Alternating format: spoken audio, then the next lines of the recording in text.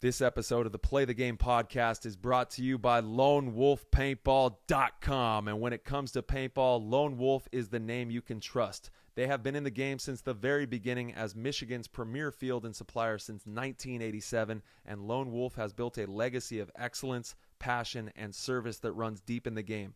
From their top-tier customer service to same-day shipping on all orders, Lone Wolf makes sure that you are locked and loaded with your new gear fast. No waiting around, no hassle, just the best brands in paintball delivered straight to your door. They've got it all. Markers, loaders, tanks, apparel, accessories, and more from all of your favorite brands. And whether you're just getting started in the game or gearing up for your next big event, LoneWolfPaintball.com has everything you need.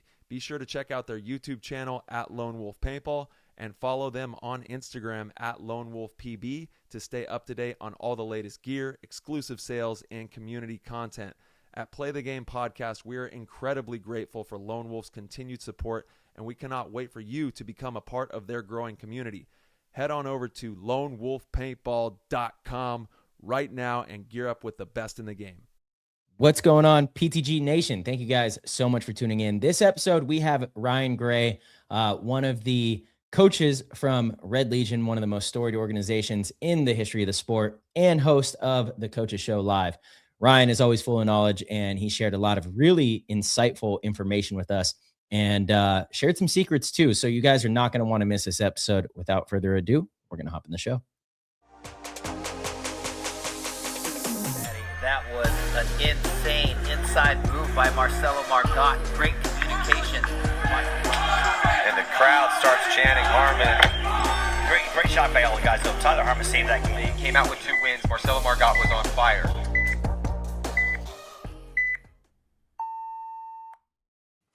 Welcome all to the show. Thank you so much for stopping by and hanging out with us.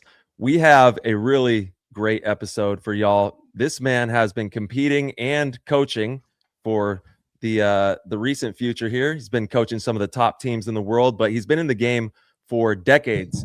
And we actually just talked about that. 33 years in the game that he's been a part of paintball, helping shape generations of players, and now leading one of the most respected teams in Major League Paintball with Red Legion. So please, everyone, welcome to the show. One of the greatest minds in the game right now, Coach Ryan Gray. What's up, dude? What's up, guys? What up, First man? of all, Tyler, congratulations. You guys were amazing at the last event. You individually also put on an amazing performance. And as a fan of our sport, it was incredibly fun to watch. And it was time, right? Like, you guys have been right there for 2 events. It was time for sure. I thought Uprising had you. Dude, they did. They had us against the ropes, man. I'll tell you, like, we had Dusty Court was on Monday night, and I think they kind of ran out of gas. And you guys, when you guys were throttling up, they were kind of running out of steam. But congratulations, that was a big win. And like I said in the green room, anytime you guys ask me to come on, I'll never say no if I can. Hey, we appreciate that, and right back at you. And you know, I really appreciate the kind words. I'm not patting myself on the back too heavily because I still have a lot of work to do. There's a lot left in the season. We're only halfway through this thing, and I know everybody sitting here knows that. So it's just a really exciting time in paintball, and I think the competition is second to none at any other timeline. I mean, it is some of the most competitive paintball we've ever seen in the history of the game, and it's fun to be a part of. I've been a part of many generations in the game, and there's a special buzz around the game right now, which is cool to see. I know, obviously there's a lot of factors in the world landscape going on right now, and it's just so amazing that we have this sport to meet with our friends on the weekends. It's such a blessing to be able to get together and play this game. So this goes out to everybody out there who supports our sport. It's what it's all about. Yeah, 100%. Absolutely. Yeah, and actually, I don't know if I'm supposed to share this information, but I'm going to because it's really exciting. I just won't give up their name, but they run one of the more popular like paintball news pages. And he sent me a message saying that, on the back end, you could see all the emails that are signing up and sharing links, and he says that right now there is an influx of people from like Yahoo Sports and ESPN email addresses that are sharing professional paintball stuff amongst one another. So amazing. Yeah, so there's definitely eyes on the sport right now. And I think everything that we've been doing, all the shows, all the efforts from Tom and the NXL to be inside Raymond James Stadium and, have all the bright lights on paintball, it's getting noticed, and being on ESPN itself, which we should also share, there's been, there hasn't been enough talk about that actually, but Yeah, true. this Saturday, do we know what time? I don't know what time. I don't have Yeah, it in it front of me, is, but it's at 8:30 PM Eastern, so that would be 5:30 PM Pacific. And March, I'm not sure if your mic is going through the mic there. I think I might have really good looking out on that I one, think I got Ty. that. You Yeah, did. it's definitely going through your computer. So everybody, please tune in. We got a show out. It's going to be on Yeah. ESPN2. So, this ain't the Ocho. This is ESPN2. I think it's all part of the same family, but it Yeah. is really cool that we're going to be on ESPN2 Saturday, August 8th. No shade to the Ocho. I love the Ocho. We've done a lot of great things with the Ocho, but ESPN2 August 8th, 8:30 p.m. Eastern time. So please set the recordings, tune in, get all your family members, let them know, let your friends know. Let them know that what you love doing is going to be on TV and they can see it being played at the highest level. We're going to have Tampa Bay Damage duking it out with X Factor, right? That was the matchup. That was the final match. Yeah, 100%. Yeah. So I'm excited to watch that. But yeah, again, everybody please make sure to watch because the numbers matter. They really do. If you've got 2 or 3 TVs in the house, I don't know if it goes to a cable box or per TV, but all your different devices, have it on, share, tell your friends. But yeah, I just thought it was very exciting. I think that's really cool. A lot of these industry people from the sports world are noticing paintball. They're noticing professional paintball and what we do. So yeah, we're in a great place. And we have really good drivers now. And what I mean by that is all this content that's going out there, it matters, right? And when you have guys like Verb doing the things that he's doing that are attracting the eyes that he attracts on some of his reels, and then you have a show like yours where you guys are not just paintball, you crossed over, which I want to get into later. It's interesting. Some of the shows you guys and we have that I think are the most interesting are the least watched. Yeah, I know. Where they're like full of gold and full of all this amazing content that somebody could like just pick a few pieces out of, implement, and it would change the way either they are operating on the field or operating in life, right? And it's always a little baffling to me, but that's neither here nor there. We have all these great drivers now, whereas in the past, when it was like when it was paper media, you just didn't have all of this energy out there kind of surround, and especially in a world right now where we have so much information available to us. It's really cool that paintball is becoming this thing that people are now either searching out or stumbling onto and finding interesting. So I think we're definitely in the best place we've been since I've been in the sport. Yeah. I could not agree more. Without a doubt. And I personally think people don't realize how much they need paintball in their life until they're able to go to a good park, meet the great people that are a part of these organizations, and see what the game does for your life. It can help you in so many ways that you would never imagine possible just by going out there, exerting that energy, connecting on the field, doing all these things that we talk about that are, not the easiest of tasks. But once you get to play quite a bit, you get into it and you really learn how to move out there. But it has such a tremendous power off the field too. It brings a certain calm to your life. It allows you to be a part of a bigger tribe, essentially. We all need these tribes in our life, and the paintball tribe is without a doubt one of the greatest ones in the world. And I've played sports, traditional, non-traditional, all the different types of sports. Nothing has captivated me the way that paintball has been able to. Yeah. Amen. 100%. Yeah. Great community we have. No doubt. It's like we always talk about it, but if you're ever anywhere outside of paintball and you run into somebody and you find out they play paintball, there's just an immediate connection because you understand the grind, you understand the sacrifice. We've talked about it on many shows, but definitely a very, very special community. And the sport's in a special place. Yeah. You go anywhere in the world, drop a message. You're like, I'm out here. You got people like, all right, let's hang out. That's real for sure. That's real.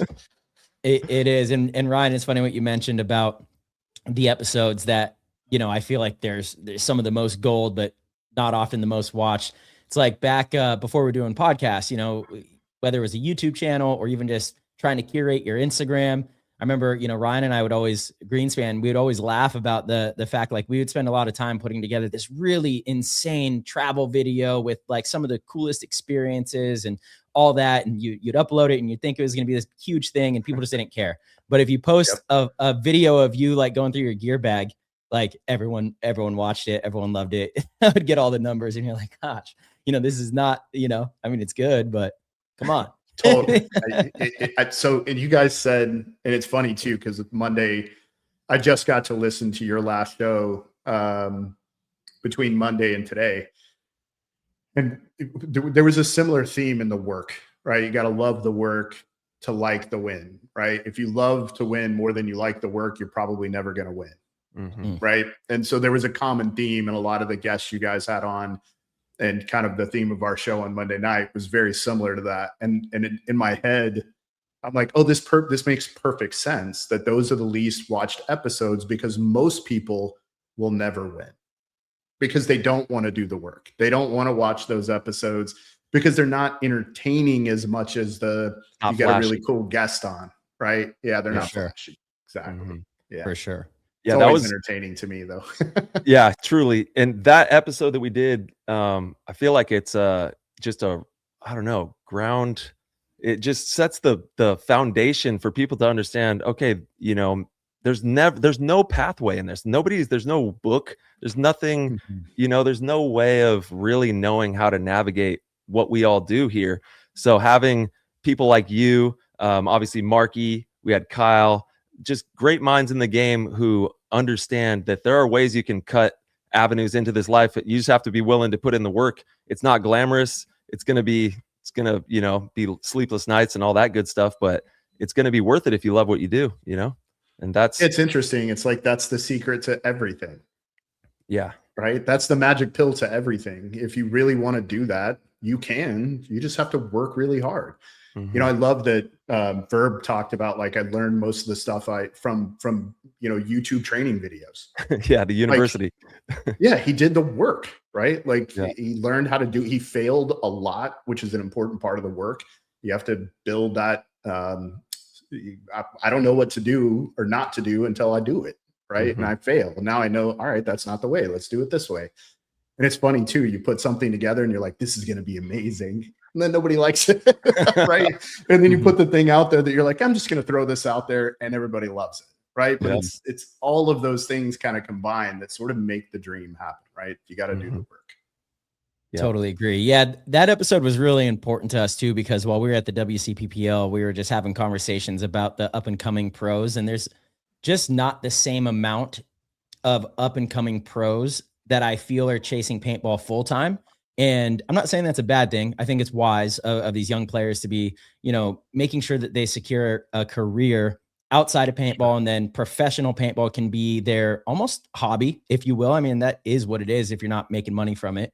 But there is a way, you know. When we were younger, there was more, to us, it was more, Oliver just got this $100,000 contract. So that is going to be like what everybody gets, you know? So you really were all in on paintball. And then along the way, you realize, okay, there's more that we have to do. You got to treat it like a business, you know, going around doing clinics and all of the extra things, which is still such a possibility.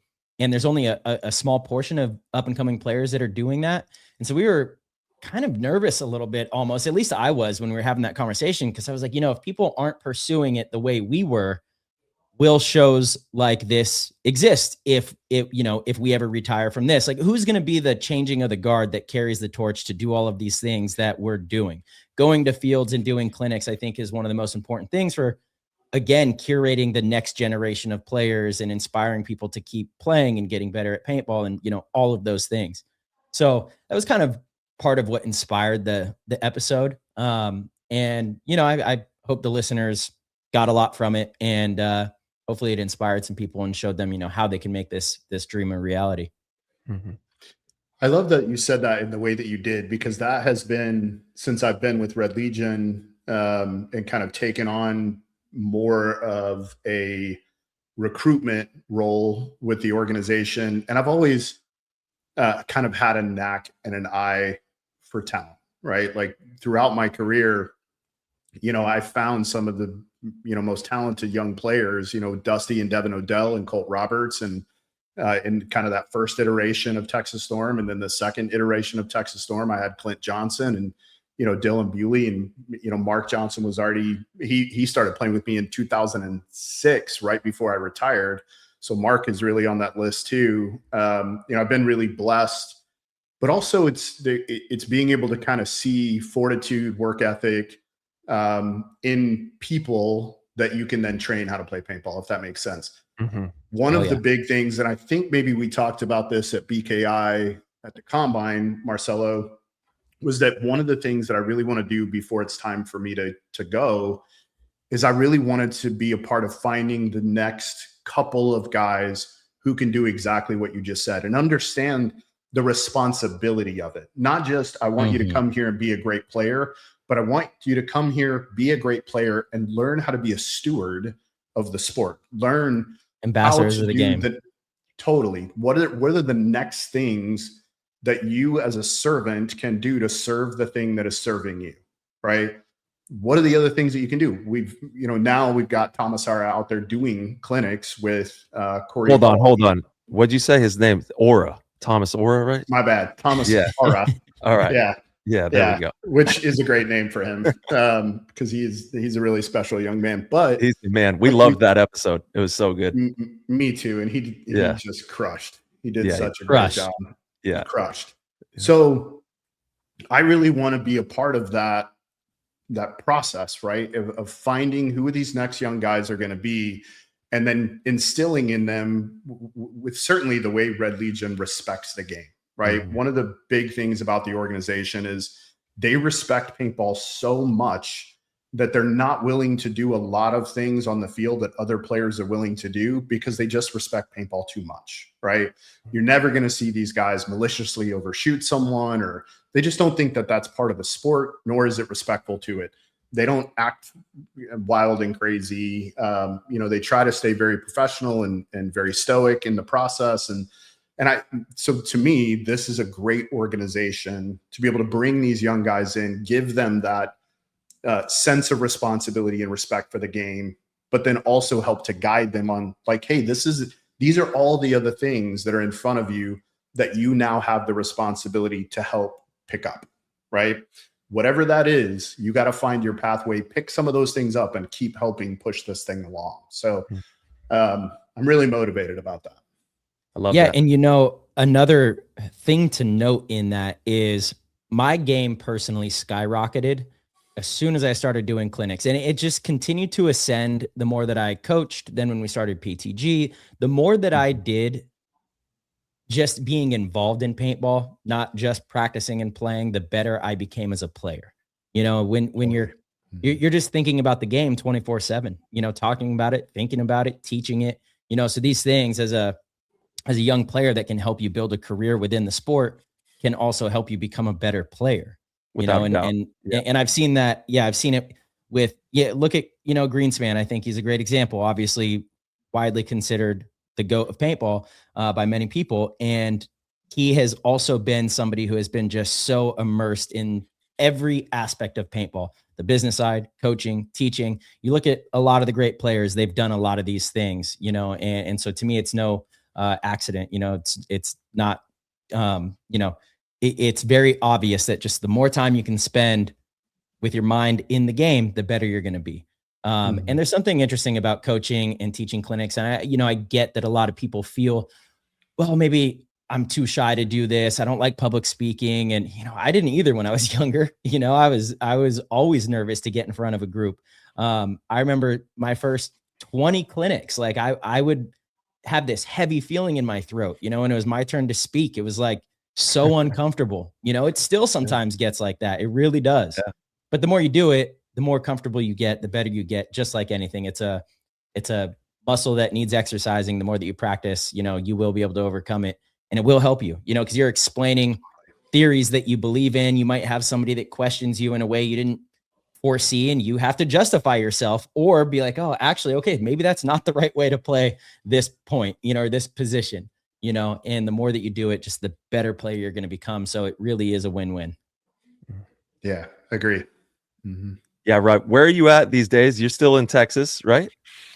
No, I haven't been in Texas since KC. since like 2009. So Oh, that's right. when I left National Paintball in 2009, which at that point was Key Action Sports. But when I left there, we moved back to Oklahoma. And so actually my wife and I have just built a house on some acreage and have a small farm. And I'm in southeast Oklahoma City. Amazing. So what kind of farm animals we got out there? Nothing yet. Like we literally just finished the house 6 weeks ago. Oh, well, congratulations. Yeah, that's amazing. Thank you. Yeah, we were living in an RV for a year. So it's wild having. What was that experience like? Yeah. What was that like? It's interesting. It was, it's definitely one of those things, especially from a relationship perspective, where it could have gone either way. Right. For my wife and I, it made us so much more connected. We really became, in every situation, it was us versus this problem, right? Like when the weather got cold, like how are we going to we're running hoses, right? From this hydrant to a the couple trailer. like organic ideas. Yeah. So we had to have we had to buy hoses with heaters, right? They make that.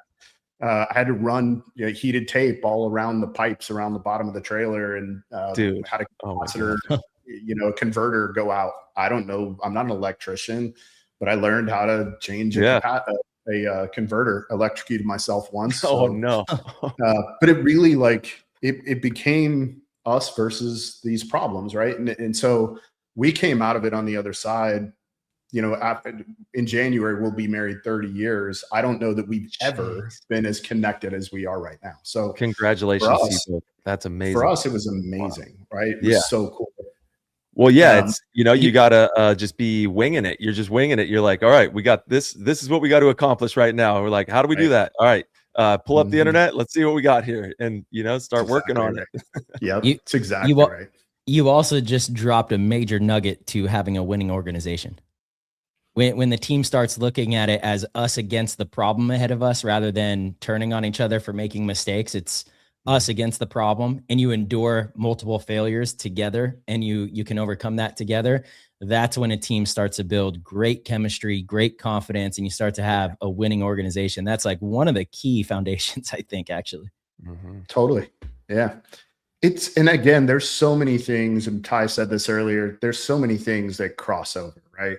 Like between what you can learn about being on any team in any sport. I think paintball is unique in the complex issues that we deal with different layouts. And, we're dealing with all of these problems, right? And trying to find these solutions to different things. And then a setup changes, right? Like the solution we had on Friday is now not going to work on Saturday, and then certainly not going to work on Sunday. And so you're constantly working through all of these different problems to find these appropriate solutions. And I think that's true of, kind of any situation in any relationship, any organization, is when you can do it all together, certainly makes it easier, right? But then it also makes the other end, when you find success, so much more worth it. It's so much more. Oh, yeah. Absolutely. Yeah. Couldn't agree more. Speaking of layouts, let's talk a little bit about the last event. Ryan, you guys played phenomenal. Both of you guys obviously played phenomenal, sitting here with the winner. And Ryan, you guys knocked us out, but that field was crazy. I think your guys' match was at 14 or 15 points. Final score is 8-6. It was that. I mean, it was a lot. You just don't see. You just do not see that many points being put up on Sunday. But this layout you did in multiple matches. It wasn't just Red Legion that was playing fast. It was like a very, very chaotic field.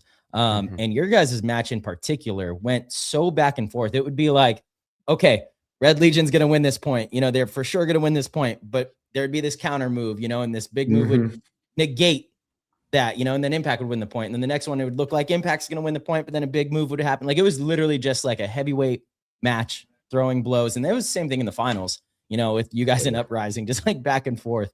let's kind of talk about the match you guys had together. And Ryan, I know you kind of talked about Uprising running out of gas. Do you think your guys maybe ran out of a little bit of gas too? I don't think for us it was as much about running out of gas as, to be perfectly honest, and if you watch the preliminary rounds, you'll understand exactly what I'm saying. We didn't have a solution to the layout until point 12 of the Dynasty match.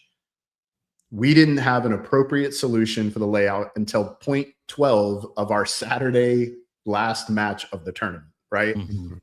Anytime you're in a situation like that, you're running short to Sunday. Means you only have really one or two lineups that you've run it with, right? So from a personnel perspective, it becomes very readable, right? And then only a couple of different tempo changes out of it. So we only had really one great solution, right? And so we kept playing around with it earlier in the event. Early on Sunday morning, we would run it with a couple of different people, right? Pieces, and then test a couple of different timing things where we would send, either Kirill or Leo or Sergey and Justin. We were playing around with who was going to go first and then who was going to come second, and the timing of all of that. We're going to send them together and then we'll pull one back, have them stay in the home bunker, that Maya that was up in the middle, mm-hmm. have them stay there a little longer, let the trade potentially happen, and then release. With Pasha too, there became some timing things about how quickly he could get outside of that brick, right? Mm-hmm. And especially with Impact, they were so good at shooting the outside of that we had tempo challenges then, right? Like we needed him to go first before the snake side could release because of all the crossing mm-hmm. from the Dorito side. So there were all these things, as you guys know, that you had to do in order to create probabilities. Not even like for sure these things are going to happen because of the giant, Marcelo, you and I talked about this on Sunday morning, with the giant thing in the middle and the giant thing on the snake side. There's a lot of just like rolling the dice. Yeah. Right. Absolutely. Like this should happen if this happens, but that doesn't mean it did. Right. Like, and you have no way of knowing. You have no way of knowing. And some of those points were playing so fast. In the point where Rainey comes down, shoots all three of the three guys we had left. We're winning that point. We own a bunch of really good spots, just completely lost Rainey, right? Because the tempo was so fast, and with those bricks in the box, it was hard to keep track of the guys coming off, right? Which would normally be Malloy or whomever's on that side of the field. You couldn't really see it a lot of times. If you went into the second or the first or second snake, you couldn't see anything with the guys walking off. And if the trade had already happened in the middle, no one can see it. Totally. So we had some communication problems, and I don't want to say communication, connectivity issues that Impact certainly exploited. And if I'm being perfectly honest, our game in Tampa that we played with them was the same. Could have gone either way, right? A couple of things change in that match, and Impact wins that tournament as well.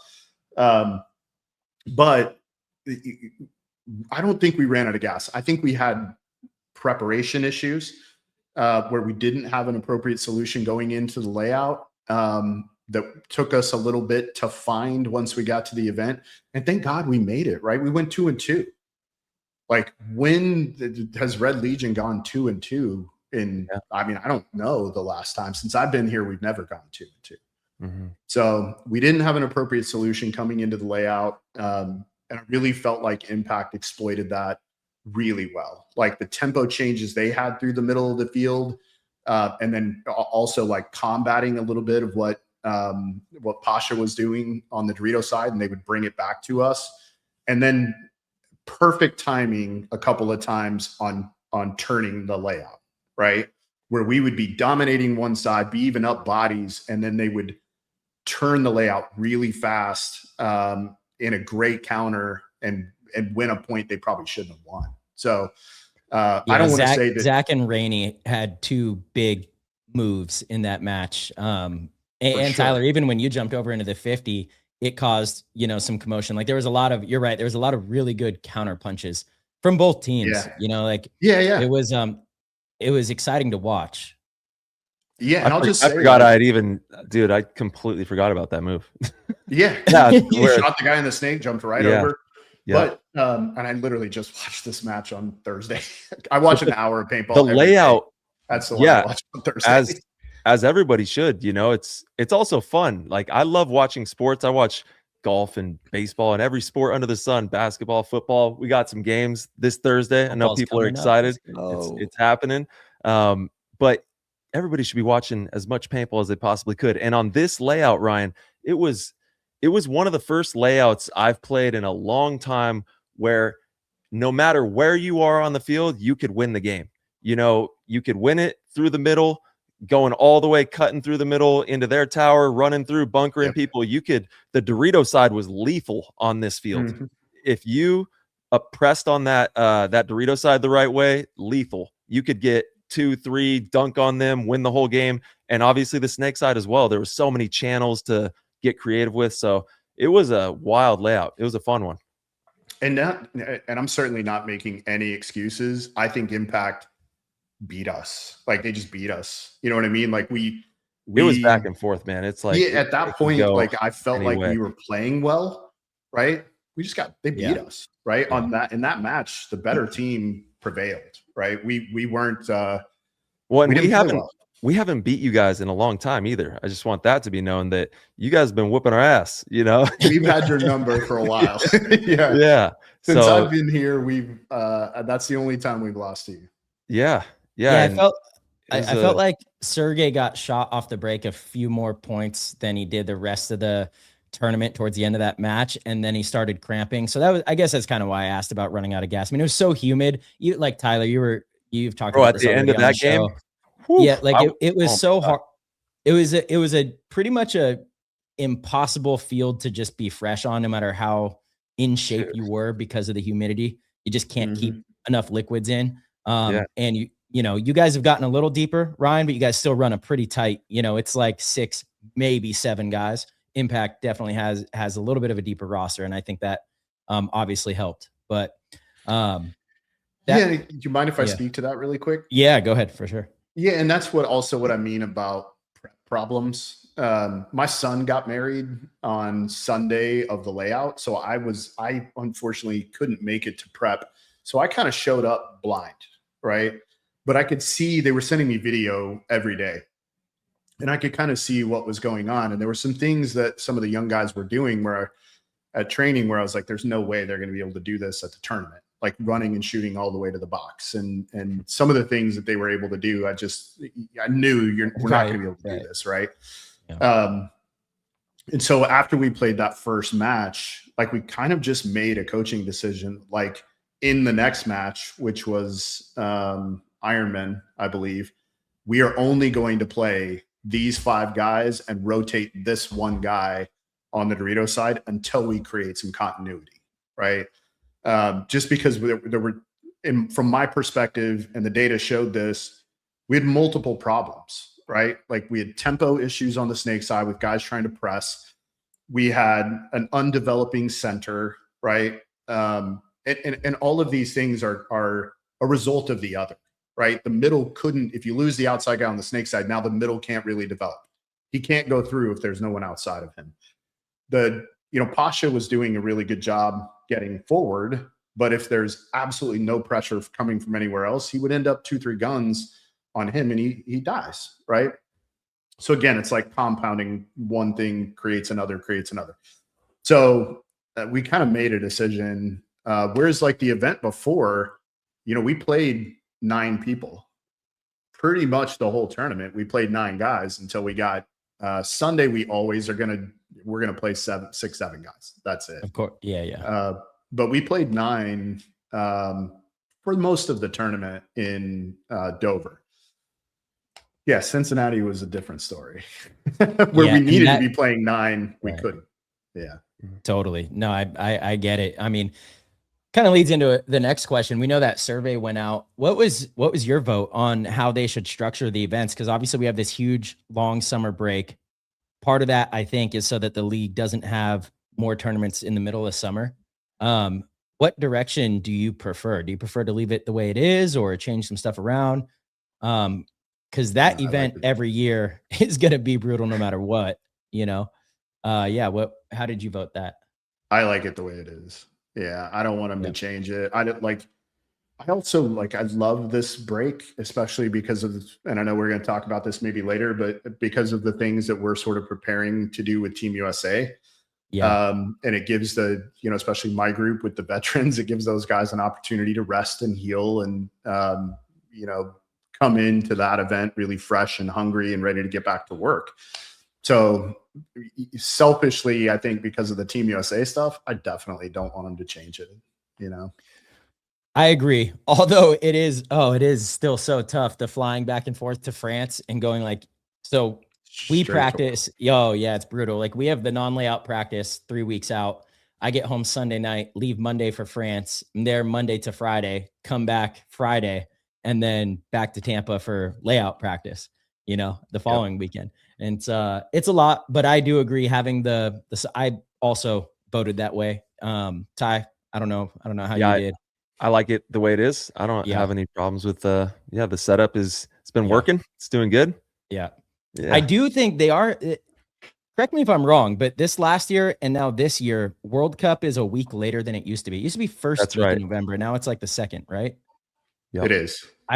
You're getting a little close to Christmas, guys. Can we go back? Can we go back a week or two? I want to. So the reason they had to make that change was because so many of the field owners are doing zombie shoots now for Halloween. So gracious. A lot of those field owners couldn't. They make a ton of money doing those. A ton. Some of them make like half their year's income in those 3 weeks doing zombie shoots. So,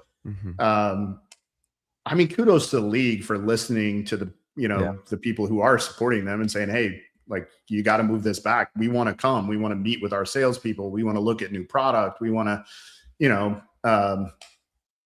I don't know. I like it a little later too. Why can't they do both? Why can't they do both though? Because the zombie stuff's usually at night, right? That's usually so like teams can practice. No. It's about the field owners being able to get away to come to the tournament. Well, wouldn't it be? This is a Halloween thing. Halloween's October 31st. So if World Cup is the week after, no. They'll run those things though up until like literally the weekend, right? So like if Halloween's on Thursday, they'll run it till Sunday, right? So I think the idea was like giving them an extra week is a good idea. Yeah, that way I don't agree. Can still contribute. It's a Tom Cole question, but I think that was the mindset. Yeah. We're getting close to Thanksgiving, Christmas. It's the only time of the year that I want. I just want my 2 months, November and December, because January is like not really off season anymore. Oh, no. No. I just want my 2 months. But okay, all right. Shout out to the field owners. We want them to do well too. That's right. Yeah. Very important. Hey, Rye, quickly, you played professional paintball as well, and if you haven't already tuned into his first episode, go to episode 269 after you listen to this one. And that was the episode we ran with you when you were with Diesel. And those were kind of wild times as well. Sure. So can you just quickly give a synopsis of like the pro teams that you have coached over just the pro ones? Because I know you've done a lot of divisional work as well, but just your pro teams that you've coached, and then kind of your experience from the last time we talked with you, you did a tremendous job with the camp in Diesel, and then being able to have this huge opportunity to be with Red Legion, one of the biggest teams in the world. Yeah, sure. So I've actually never coached a divisional team other than Notorious. Semi-pro guys. Yeah. But they all ended up pro, right? Yeah. So I've been really blessed throughout my career. The very first team I ever coached in 2006 at World Cup was the Naughty Dogs.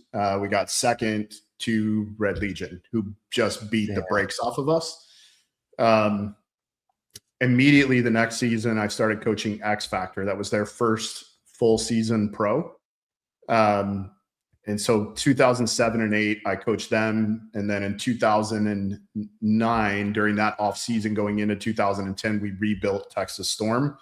with Sean Saucedo and Mark Johnson and Derek Knight as kind of the foundational guys, and then picked up a bunch of divisional kids, played 2 years of semi-pro, and then went pro in 2012 or 13 when it became Champs Challengers.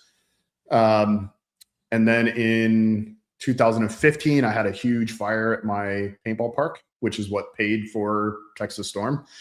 Jeez. So unfortunately, the team went away right in the middle of the season. It kind of sucked because we were having a pretty good start.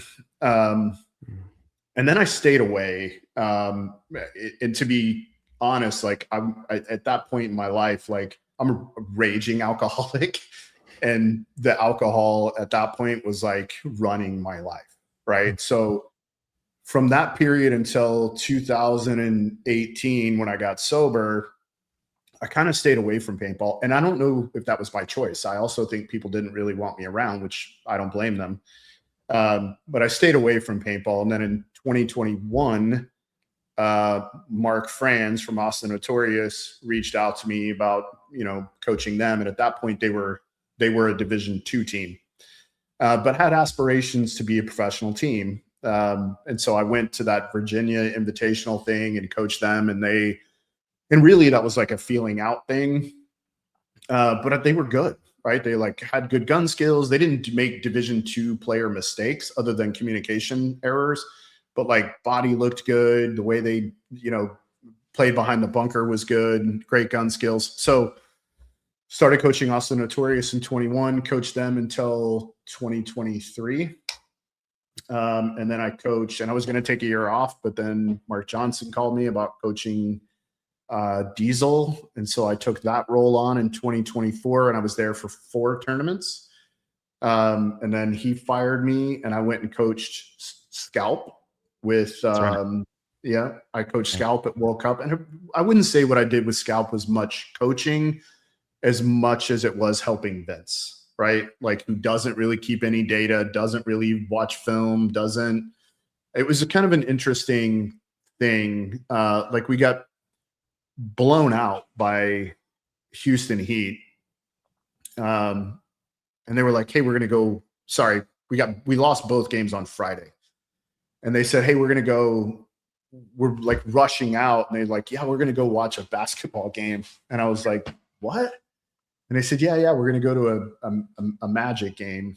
And I was like, we just lost, but we're not going to prepare to play tomorrow. Like, we're not going to go back and watch Houston Heat and create a kind of a plan. And they're like, no, we'll do that tomorrow. And I was like, okay, this is not what I signed up for. I didn't realize, like, for them, it was vacation. Which was unfortunate because I think they were a really good team, had opportunities. I think we should have gone much deeper into the event with that roster, but just unfortunately didn't have the right mindset. So again, I was really wanting to take a year off. In fact, Kirill and I had even talked at World Cup in 2014, and I told him, like, hey man, he asked me, like, what's your plan? And I said, I really want to take a year off. I really wanted to focus on the coaches show. And this was 2024, right? This is the end of 2024 going into 25. I really wanted to focus on the coaches show. I had some really cool ideas I wanted to do where I would like follow you guys around, right? I would follow Impact through a whole tournament. I would follow Damage through a whole tournament. I want to stay at your hotel. I want to video your meetings. I want, like, where then I could build out content around, like, what are these things supposed to look like? What should a team meeting look like? Right. And then create these different things inside of our podcast where I could show a piece and then we could discuss it, and then show a piece and then we could discuss it and talk about, like, this is why these teams are really successful. They've realize there's a problem. Here's the solution they've come up with. And then the next day, be in the pit as that solution is coming to fruition, right? Where they're creating the play, they go out, they execute it correctly, come back in. And the point was to be able to kind of show something from inception, like a womb to tomb, right? Here's how it was created, and here's where it was implemented and worked. And here's all the ways that, or reasons that it worked or didn't, right? I get a 2 days before Thanksgiving in during the off season that year, I get a message from Kirill asking me if I will talk with Sergey, who's the owner of the team. Again, I'd already told Kirill, I'm good. I want to take the year off. I said, I don't know that he would be a great guest on the coach's show. And so Kirill's like, no, it's about, possibly you coming and helping with Red Legion. And I was like, yeah, of course, man. I'm always like, I'm willing to have a conversation with anybody, right? Anyway, so we have that conversation on Thanksgiving, and then it probably took a month before kind of we had everything sort of done, and then here I am. There we go. And it's got to be one of the crown jewels of your career, I'm sure, being able to be a part of this organization and kind of talk to us about how much it means and what it's been like being a part of this group of some of the most accomplished players to ever play paintball. Yeah, it's amazing. One, I'll tell you, top down, it's the most professional organization by far that I've ever had the pleasure of being a part of. I mean, there's a coach for each part of the game. There's we have a strength conditioning coach, we have a nutritionist, we have now a PT, we have a translator who helps Eugenia. You guys have probably seen her around at the events. We have a team manager now, Tarando, has been back and coming to the events. It's so good to see everybody back. It's awesome. It really, and we didn't really feel and you could tell last year a little bit, like you could tell some of the guys just didn't feel whole, right? Because the whole group wasn't there for so long. Tarando was like, I even thought for a long time Tarando was the coach, right? Because he was just always the guy I saw. Mm-hmm. So, but it's interesting as we talk about, when I talk about to other coaches from a coach speak perspective about my experience with the team, because it's all the things that you already know, right? They're incredibly disciplined. They're driven. They're the focus from the time the work begins until the work is done. Their focus is it's unbelievable. I mean, the high level conversations that are occurring in between each point, it's a very impressive group, and how they can maintain that kind of focus it speaks volumes about them. Yeah, I'm so sorry to interrupt you there. I can't stress the importance enough of what you just said in regards to the conversations that the players are having together. It is foundational if you're going to have a successful team or not, in any division, pro, divisional, doesn't matter. You have to be having really high level, high IQ conversations on how to approach this, this problem or this opportunity that we have in front of us, and what we're going to do about it, and if you're not having those really good conversations, it's going to be tough to win. Yeah. I mean, I say this all the time, Red Legion's not Red Legion without, Justin, Malloy, Kirill, Sergey, Pasha. I mean, now Corey Hall, like the input these guys put in, like Alexi and I may have an idea, a concept, right? Of here's the way we think the meta is going to work. Here's sort of the way we want to attack things. We sort of put this, just call it raw clay, kind of out there on the table. And then the guys start molding their piece of it. And a lot of times, we end up with this amazing, kind of beautiful when it works correctly. And the timing of it is the way it's supposed to. It's this very in my opinion, artistic looking thing that's occurring on the field. And it's because of the whole, right? It's the parts of the whole, not the parts themselves. It's been an incredibly humbling experience. I will say first, there's things that I've learned from Max where I'm like, man, I've been training that backwards for 20 years, right? And then watching the way he trains it and then having conversations with him about why he's doing it the way he's doing, it's like, oh my, that makes perfect sense. Like, I don't know why we've been doing it this way for this long. And would you mind sharing one with the listeners of like a key piece that outside Yeah. That's the biggest one. That's probably the most eye-opening one I've had. You know, when people snap shoot, they start from behind the bunker. That's wrong. If you're training from behind the bunker and snapping out, your process is beginning incorrectly. You should start from outside the bunker and be snapping in and then rolling back out, right? Because when you're behind the bunker, how do you find the target? Where's the target? Yeah, when you're starting from behind the bunker, you can't see anything. You don't know what's happening and if you watch the way Justin Rabikoff does this, I think he's better. Him and Malloy both. They shoot more people going away than they ever do coming out, right? Because they'll see where you're coming, shoot their two balls, and then go away, right? Yeah. I mean, that's kind of always sense. Yeah. Anytime I've coached fundamentals, it's always you're pulling the trigger right as you're going in. And that's usually the most accurate ball. That's the ball that needs to connect. When you're rolling out, usually you're going to be a little right of the target. You know, you want to be at the apex of the snapshot almost when you're coming back in. I agree. I think that's probably how a lot of the top gunfighters in the league do get their kills and maybe don't even know it, you know, which is Agreed. Yeah. I love that. But I loved real quick. I loved my time with Red Legion. You know, Max was the head coach at the time. Alexi was kind of apprenticing under him, but Max was, he had such a great way to explain the game and such a different look on the game. I really have so much respect for Max. Yeah, he's again stylistically from a like breaking down a player mechanically from the ground up and sort of piecing them back together. I don't know that there is a better individual training skills coach in paintball. I think he's probably the best. From a full game perspective, sometimes Max gets a little bit interesting with sort of some of the concepts. Not that he's wrong, just sometimes it's like, the timing of that can't happen like that. You know, a couple things have to happen before that can happen. And I agree there. Yeah. and I think that's you've even talked about that, I think, before, Marcelo, where he's like, I've shared this story.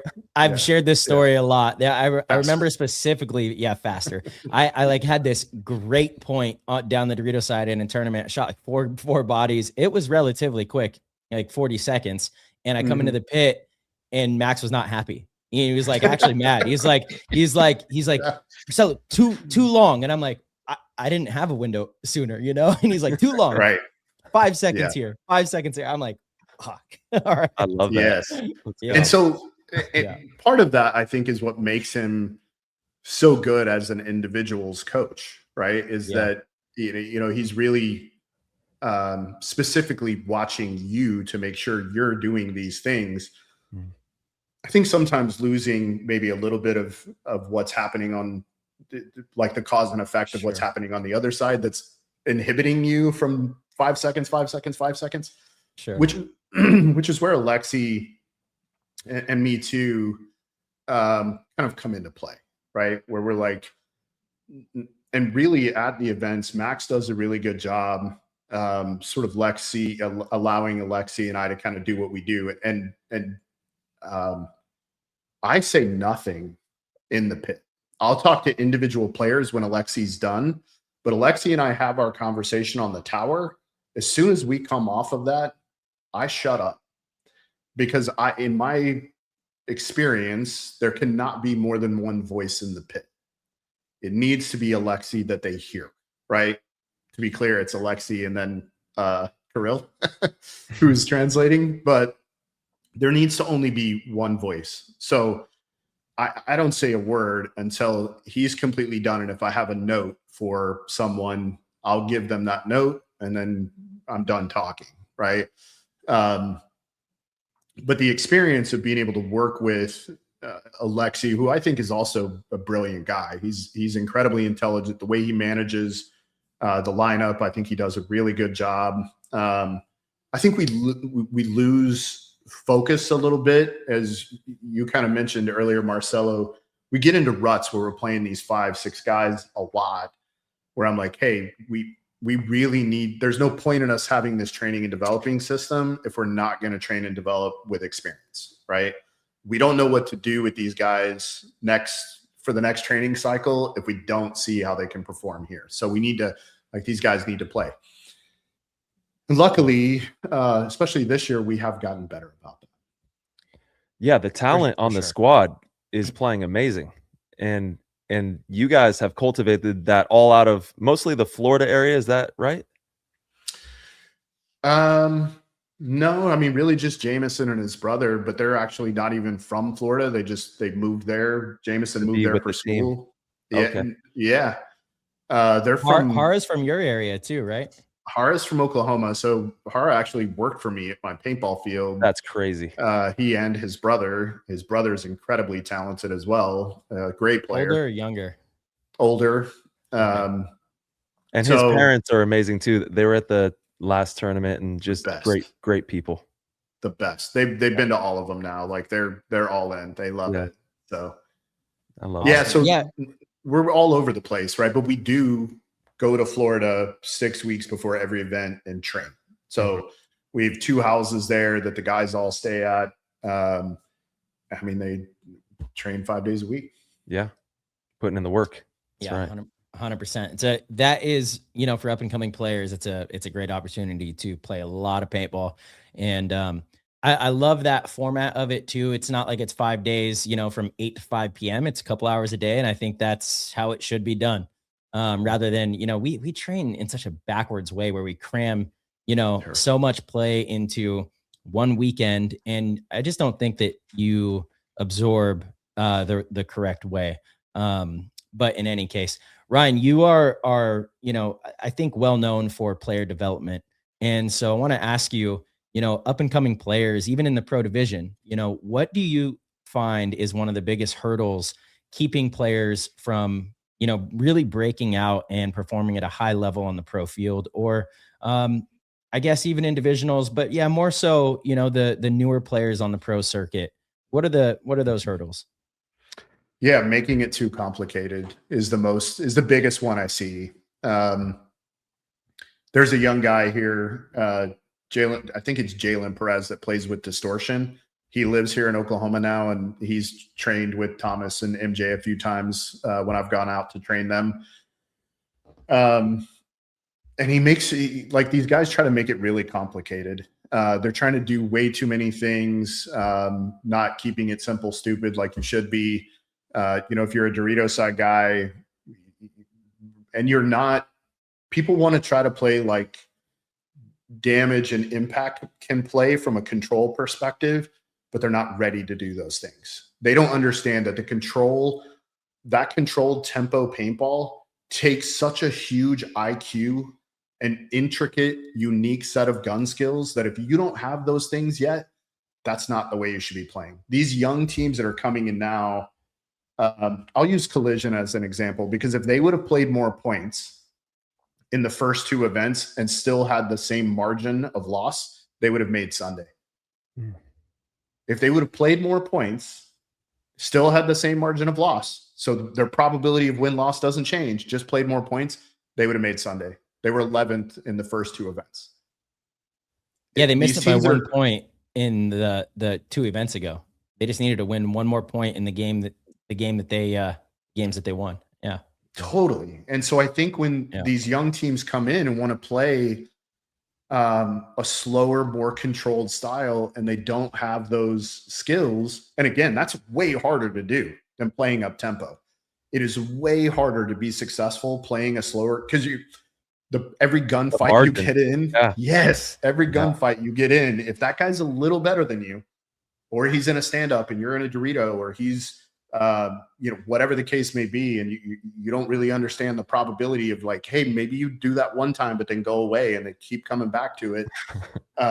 They just make it way too complicated. That's the biggest mistake, not only for young players but young teams, that I'm kind of seeing right now. And then also, like, there's still this weird thing where these guys will get to the pro level and they stop working. They're like, I got that pro tag next to my name, I've made it, right? Yeah. And it's so sad, because I've seen more players than I can count leave. I call it quitting before the miracle, right? they quit before the miracle, which there's this shift that occurs. And you guys both know what I'm talking about because you've been on great teams and you've had it yourself, where things like kind of just start making sense. They just like the Start game clicking. slows down. Yeah. The game slows down and you're like, oh my God, I can see so much more about what's going on. Like, I don't have to look that way because all I have to do is hear what that guy says, and I trust and I have faith in what he said. I can just keep this really simple and do my job over here. And then once we shoot that guy, I'm going to send that guy, and then maybe I'll check back. Like, this is kind of what I was talking about when you brought up living in the RV with your wife too, you know, us against the problem. This was kind of what I was envisioning, because there's been, you know, multiple teams that I've worked with. And when you have a team that when things aren't going well, players either quit or the owner wants to replace players, and those teams never find success. If you keep a group together that's willing to put in the work and they continuously face those problems together, it does eventually click. And I've seen that with all the teams that I've worked with that have found success. That is the key formula. Is first you need the group. They have to be willing to put in the work first and foremost. But once you have that, if they lose together enough, it eventually clicks. You know, if you're going in the right direction, you know, you do figure it out. And then you have this chemistry that, yeah, it is so important to have on-field chemistry. And, you know, again, I think that's why you see the top teams right now. They are teams that have a core group that has played together for a very long time. Those are the dominant teams in the league right now. You just can't argue it. That is what it is. You know, you look at Red Legion, that core has been together forever. Even Justin, he was part of it early on. Impact, a lot of new players, but a big chunk of that core together for a long time. Damage core for a long time. You know, these Dynasty, that core for a long time. It's not just the individual. What was that? Oh no, you spot on. X Factor. Yeah, the top 100%. You know, like this chemistry is so important. Uprising's in 5th place. And Uprising, they're the perfect example of what you're talking about. Yeah, paintball fit, the perfect example. But when you talk about a team that's lost a lot, that could have quit before the miracle, Uprising is the perfect example, right? You are so right. Here they are sitting in 5th place with a great core, right? Great core that's really now figuring out how to play together and have this amazing culture of focus on the process, not the performance, and like really getting it. They're just getting it. They're exactly the example we're talking about, where the game has now like gone, right? So true. And they're just, it's clicking. Yeah. Paintball fit too, though, you know, because they did earn their spot in pro. They lost their spot in pro, earned it back again, won a World Cup, won 3 events in a row, like literally made history as a new pro team. I mean, I just can't agree with you more. It's so important. Yeah, you're spot on there. Great question.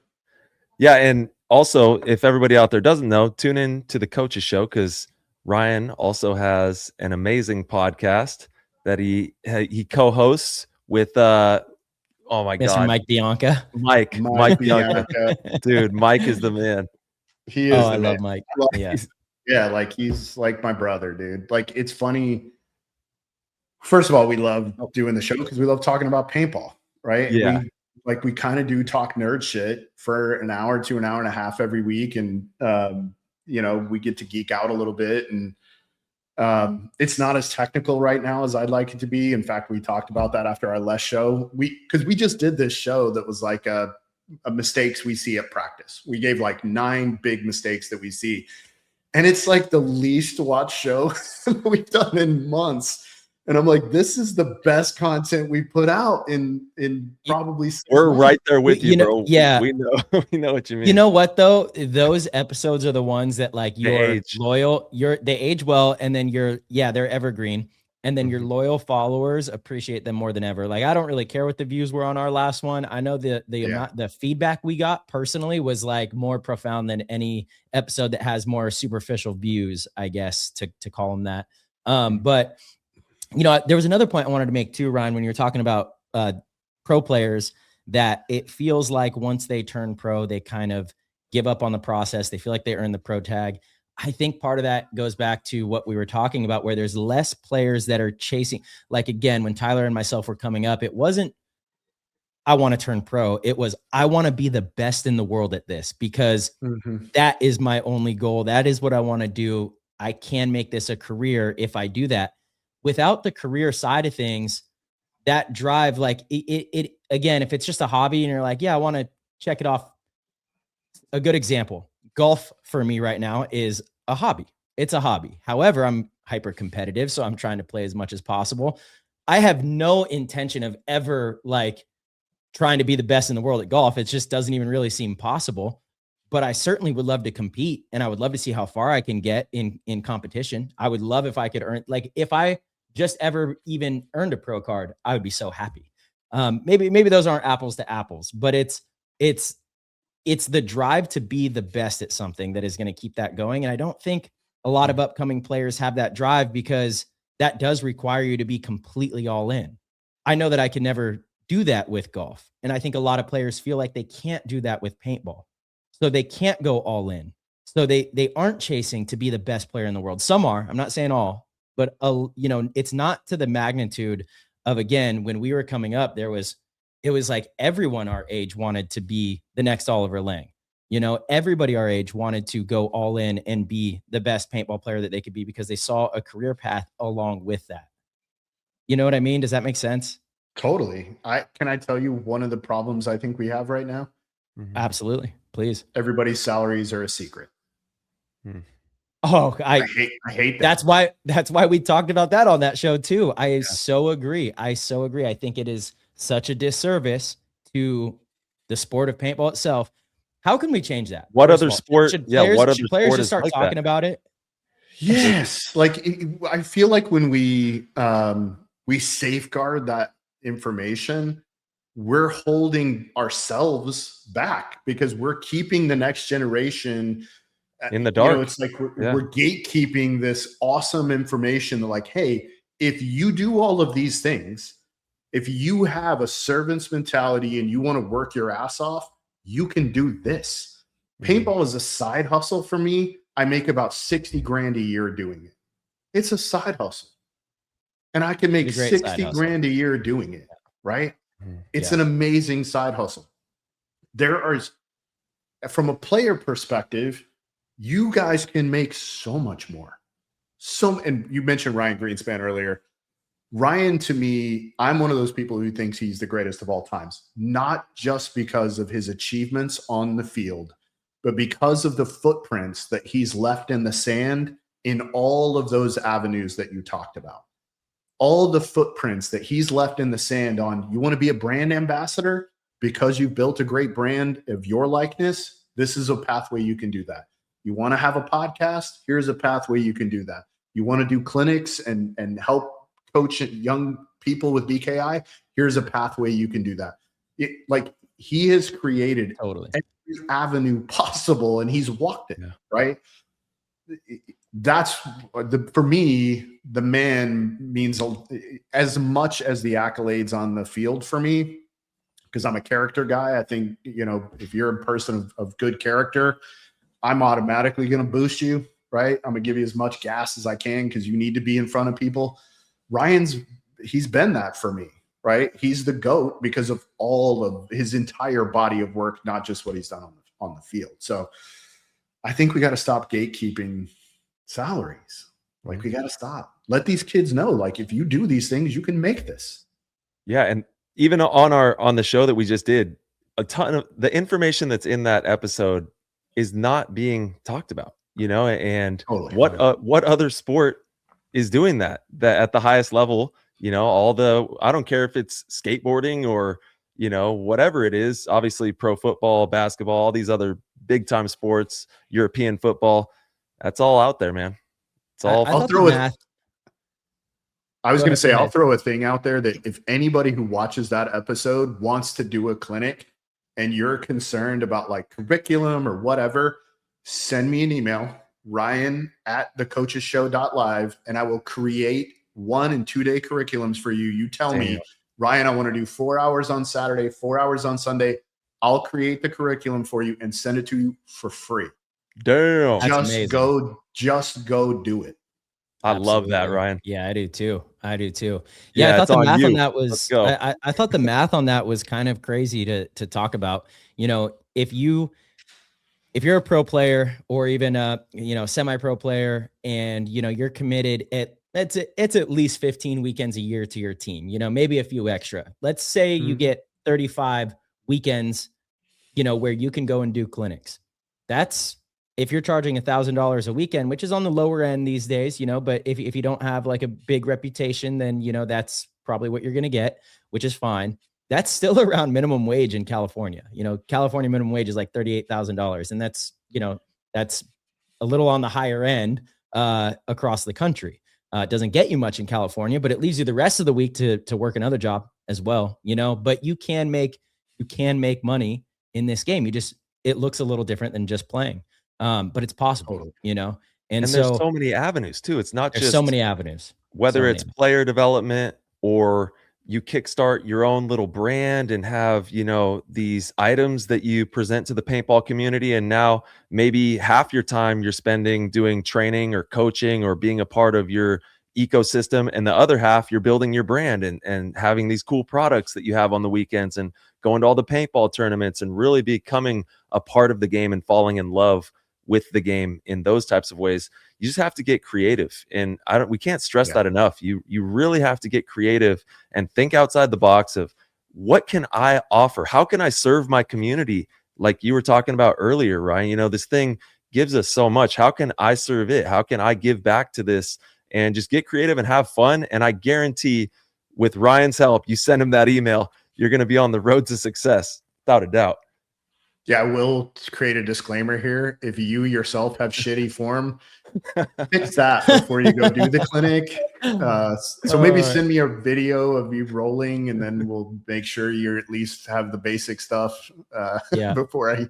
Well, yeah, and then most clinics are also, you know, half the game is obviously the fundamentals, the rigorous parts of the game where it's like body mechanics and knowing exactly how to process through different spots and how to think about the game in that way. But then you have the overarching main storyline, which is the game itself. And there's so many key things that you have to have on code calling, zone control, all those types of things as well. So there's so many. Now you're getting up into the $1,500, $2,000 a weekend. You know, this is. You know that we give all that stuff away on our show. So do we. Literally, you know, we put. No, I mean, I've literally put a code book out there. Like you can just take it and change the names. Like I've done it in Excel. I've put zone codes. Like here's some zone calls. Here's some examples of like linear and angled zone codes. You can use numbers. You can use colors. You can do whatever you want. It's all free. We just give it away. Yeah. So do you remember, is there a specific episode that the listeners could possibly go and check that out on? You got to go listen to all of them. Which one? You got to get in there. Yeah, you can search. Like we've done where can I find that? We've done probably 20 clinic shows of the 125 shows we've done. There's probably 20 clinic shows.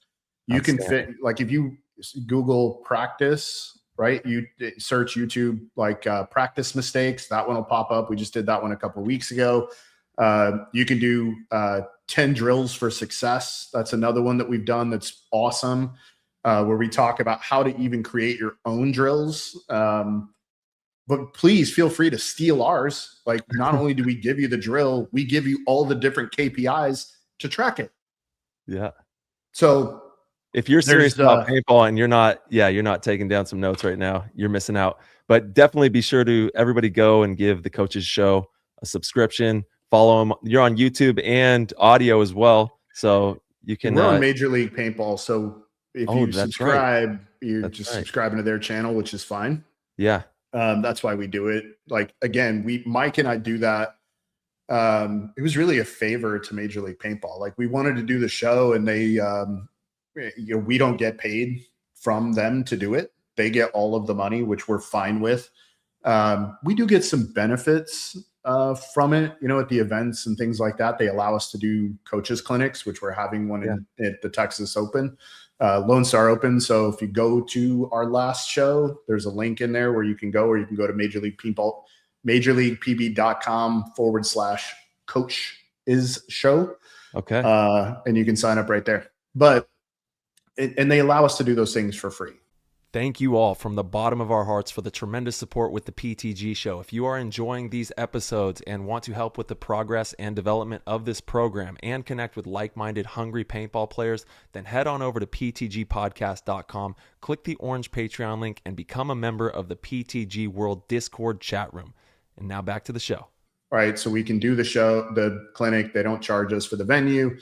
And then they give us some other benefits as well. But the reality of why we did it was just, again, it's the responsibility that we kind of felt like we had to, like, this is something really simple we can do to help push. And it's a great collaboration. Obviously, Major League Paintball is the biggest paintball league in the world, and being able to be under that umbrella and have that reach too. And really what you're doing is you're giving back to the game in a tremendous way, which I tip my hat to you and Mike and everyone involved with the show. I know it takes a lot of people to make the programs work. So yeah, hats off to you guys, man. Thank you. 100%. Yeah.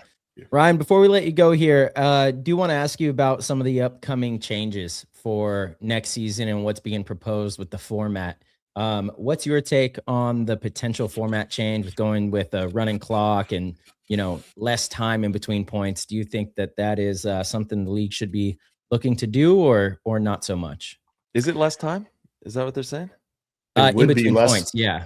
Yeah. And it would they would want be like 90 less, seconds. Mm-hmm. There'll be less points played. You're going to get less time on the field. Like, I don't like it because it's going to, like, we just played 18 points with Dynasty. That'll never happen again if we go to this new format. Can you explain? Impossible. Yeah, just because it's the running clock and there's not enough time. So if there's a minute and a half between each point, it's impossible. Yeah. What if they don't? If you do 18 times 90 seconds. What if they don't do running clock and they just shorten the time in between points? So, they're talking about even 45 seconds. Yeah. Single deck, even 45 seconds, a minute, to where basically forcing teams to have deep rosters is essentially what it would do, because you wouldn't be able to turn players. This was one of the things proposed outside of the running clock too, is just shorter time in between points. We played in Florida, the ESPN event out there, and the 30 seconds was crazy. It's way too fast. Yeah. What about a minute or 90 seconds? I think 90 seconds is the perfect amount of time. Yeah. Even a minute 15 might be okay. Mm-hmm. A minute's probably just a little bit too short when you're on the other end. If they would move, if the pits were a little closer to each other and they had like the stand where they had it at the last event, which I know kind of sucks for Maddie and Todd, but if the pits were a little closer to the middle of the field where only the ref area was in between, then I think it would be a little easier, because you would have nobody you could be in the inside tents and go right out to the opposite side. Chrono onto the field is also an issue. It's always a problem. I don't understand why there's a chrono person, not right, like, who's not on the field. It's your job just to chrono everybody going on. And they do it literally in the little box where you're shooting away, right? So when you go out the little box, they're right there. You can shoot. So, like, for example, let's say we're only turning one person, right? Or maybe we're turning two people. I like to find solutions, right? Everybody kind of bitches about the problem of, like, you would have to have deeper rosters. I don't think so. You just need another gun. That's all you need. Another gun setup, ready to go. It's chronoed on, right? So if you're rotating two guys, they have their extra gun already chronoed sitting there. They literally walk back in, they hand their gun, they pick up the new one, and they go right back onto the field. Like, there's a way to do it. We just have to find solutions instead of, don't get me wrong, I do naysay a lot of stuff that Tom says to me when he calls me, because sometimes he throws some pretty wild stuff at me, and I'm like, sometimes I have to ask, like, is this real? Or are you messing? Like, are you joking? Or is this a real question? And usually he's like, no, this is real. And I'm like, no, don't say that to anyone else out there. Like, let's keep this one between me and you, and whoever you called before me. Let's not tell anyone else. Let's keep this one between us. But I'm cool. I whatever gets us to single deck with enough time that they can create real storylines in the middle. I'm for. Yeah, Like, and agreed. We'll figure it out. Yeah, you're right, Ryan. And I'm with you on the fact that I think you just like a good basketball game or a good football game, it's the drive and determination to play well through the entirety of it. And what we don't want is just playing, 3 points in a match or 4 points in a match. Yeah, I think that these games need to be somewhere around the 5, to 8 point range for each team, so you got a game that is a 5 to 7, and then this one was, damn, it was a 6 to 8, Yeah. or 10 to 15 point totals like the last event. Yep.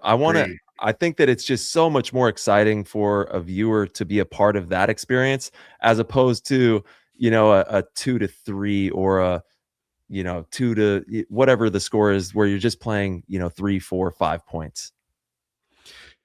I couldn't I want to applaud, right? Because I, as a coach who loves to coach an up-tempo style, which is why I'm literally on the coaching staff of the perfect team for me, because I look at layouts in a way that they can be attacked, not in how they can be slowed or defended. Which, don't get me wrong, I believe both ways are There's right. a time for it all. Right? Yeah. Totally. Right. Like I say this all the time. In fact, I just said it last Tuesday to this group here in Oklahoma that I was coaching with.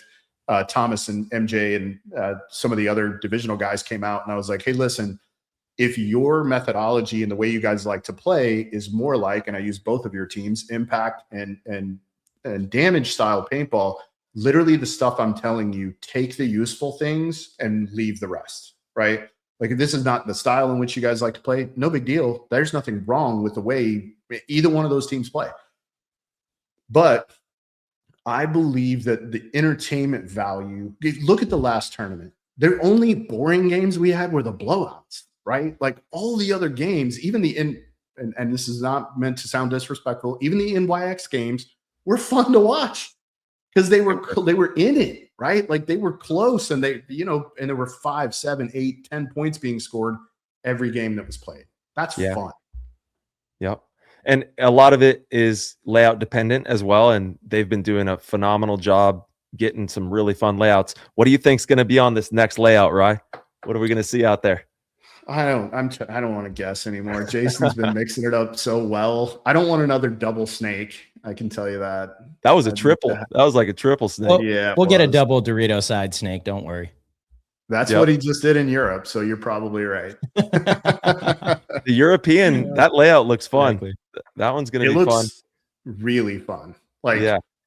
I think Jason overall on layouts, does he miss every now and again? Sure. But I think he has been crushing it. Absolutely. I do too. I think the new Clover Plus bunker, whatever you want to call it, is one of the greatest bunker additions we've had in a long time. Adding those and removing 2 of the bigger wedges has made pretty much all the fields so much fun. I personally didn't love the last field just because what we were talking about, it was so much rolling the dice. Not my favorite thing, but it was still fun, and it was incredibly fun to watch. So you have to applaud him for that, because ultimately entertainment is the goal. I agree. I think he's done a fantastic job, and the bunker improvement, I just love it. That's one of the most fun bunkers to play. It is. Yeah, agreed. All right, March, call your shot. What do you think? What do you think we're going to see? I kind of agree with Ryan. Yeah, he might follow suit with what he did in Europe, but I also think that I also have this weird feeling, because I've been wrong too every single time. I have this weird feeling that he listens to our shows, listens to what we think it's going to be like, and then says, "No, I'm not doing that." So like, I'm not even going to guess. Wrong. Yeah, I genuinely believe this. Yeah. So, because he'll always message me sometimes if there's ever anything, he'll be like, "So I had someone just tell me this thing about your show." And I'm like, "Stop it, Jason. You listened, you heard, you told you that we said that. And now you're calling me." We love you, Jay. We love you. You're doing a good job. Hell yeah. Doing a great job. But I don't know. Yeah. I have no clue. I have no clue what he's going to do. No clue. Not going to We will see soon. And then Nations Cup is September 3rd to the 6th. What are you guys doing to get ready? I know this is a big event. We have some big challenges in front of us, and we got to make sure we walk away with a lot of trophies out there. So what's the plan going into Nations Cup. And yeah, everybody get excited. September 3rd to the 6th. Yeah. Well, the layout just dropped today, so we got some names on that. Ryan, have you gotten that sheet yet with the names? No. I thought if I you gave haven't sent it to me. Okay. I will send it to Damn. you. I sent it to Marky. I thought he was gonna distribute it to the veterans guys, but I will get that over to you. So we got the names on the sheet. That's step number 1, making sure all the groups and teams are on the same page. Yeah, give them their shine. Who do we got? What do you mean I on know the veterans the team? I'm not sure. I'm not sure. The is stacked. We got a great lineup going out there. Yeah, the men's team is stacked for sure. We have Jacob Edwards, Jason Edwards, Keith Brown, Rainey, myself, Ryan Greenspan, Chris Shear, Harrison Fry, Colt Lukow, Scott Stewart. Not sure if I'm missing one. I might be missing one. But definitely a stacked lineup this year. All-star. Yeah. It is, but it really does come down to being able to find the cohesion early, because these other nations, they have lots of time on the layout. They are practicing, multiple weekends together, getting ready for this event. So it's always been one of the hurdles for Team USA is we get basically one weekend together with the U16 and U19, whereas the other countries are playing 4 weekends in a row on this, also doing drills during the week, like they come in very dialed. So we have a lot that we have to do in a short amount of time. And the men's team doesn't actually get together to practice. We're trying to get some of our guys to go out to Boston that weekend. I think it's, I don't have the weekend in front of me. It's in like 3 weeks. 21st. Yep. 21st and the 23rd. Yeah. Yeah. So that weekend we'll have a 3-day practice in Boston. Some of the men will be out there. I know some of the veterans will be out there. Ryan, are you going to be out there as well? Yeah, Anthony asked me to come in Thursday and help you guys, so I'm going to be there. The vets will only be practicing Saturday, Sunday, but I'm coming in Thursday and I'll be there Friday, and I'm going to film everything. Awesome. There you go. Yeah, so and that'll be you're going to post that on the Major League Paintball YouTube for the coaches show as well. Is that what you're gonna like before? No, no. I mean, like, just get the content, and then later after the event, or once it's all debuted, you can kind of see the whole process of everything that you all put into it. That's a great idea. Yeah, I could do that. Yeah, that would be tremendous. We'll have, and this is the best vets team I've had since I've been coaching them. It's we have a great team. Ryan Moorhead is 40. Yeah, baby. Year, so let's go, Ryan. Yeah, we have a lot of Ryans.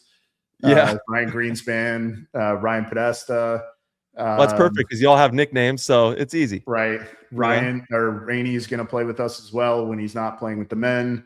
And then we have Mark Johnson. And then I'm missing Greg Rostek.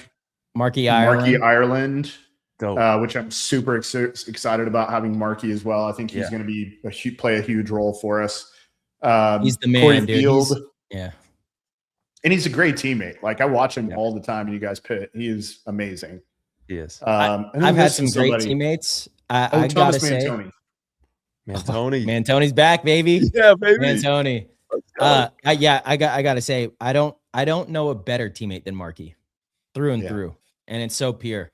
Absolutely love Marky, and he's been playing really well. He doesn't get a lot of play time at events, but I see him in practice all the time, and he's definitely going to help the veterans team. You guys are absolutely stacked this year.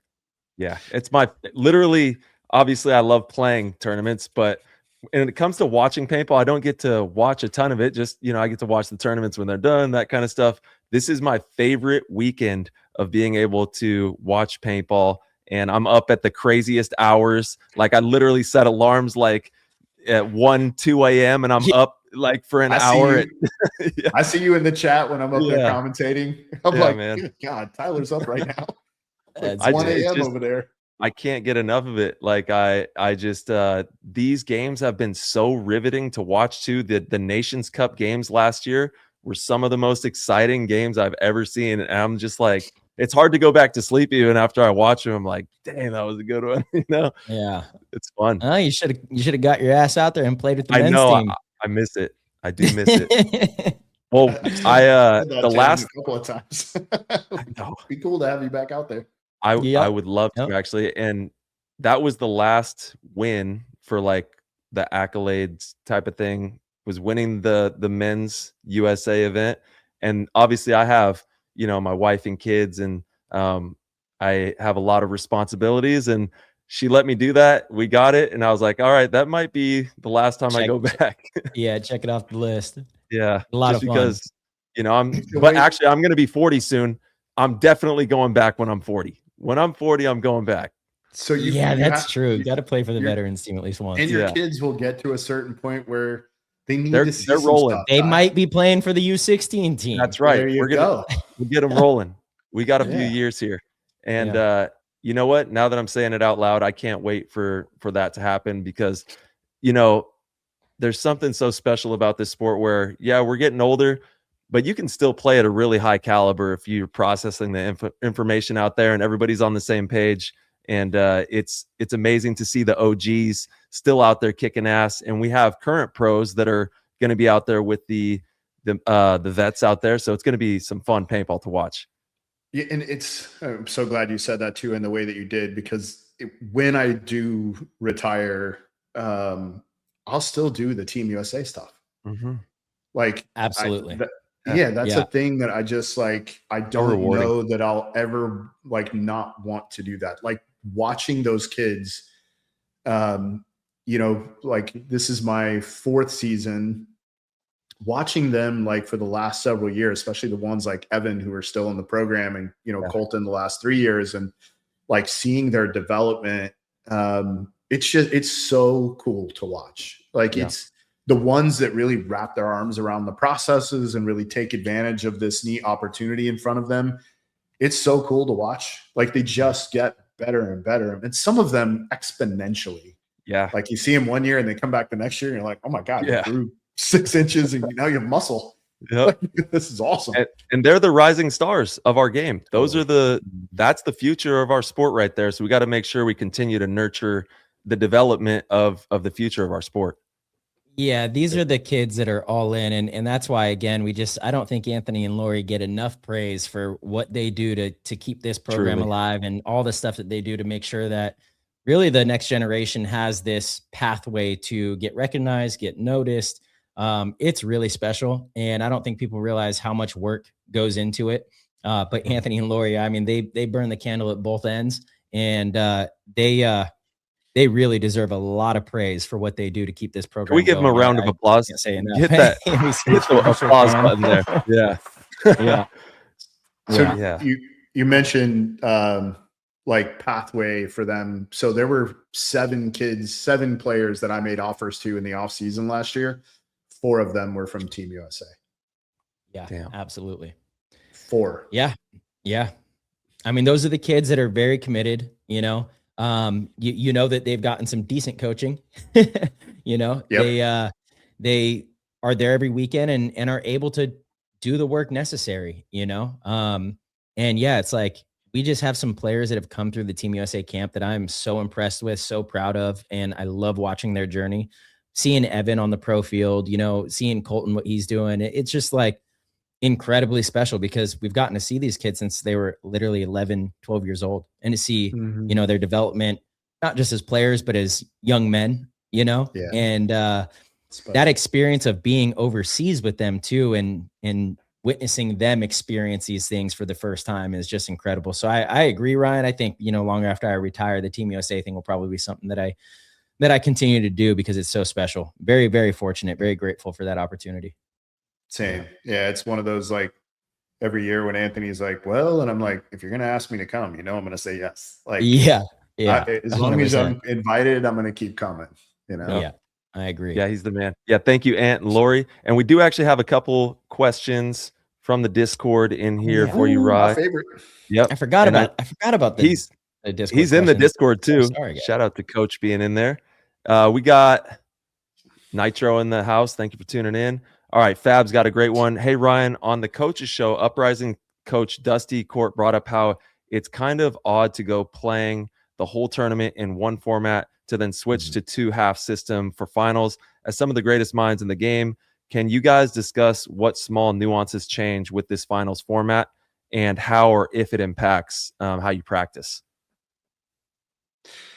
Yeah, if you want me to start, it certainly doesn't change the way that we practice, but Yeah.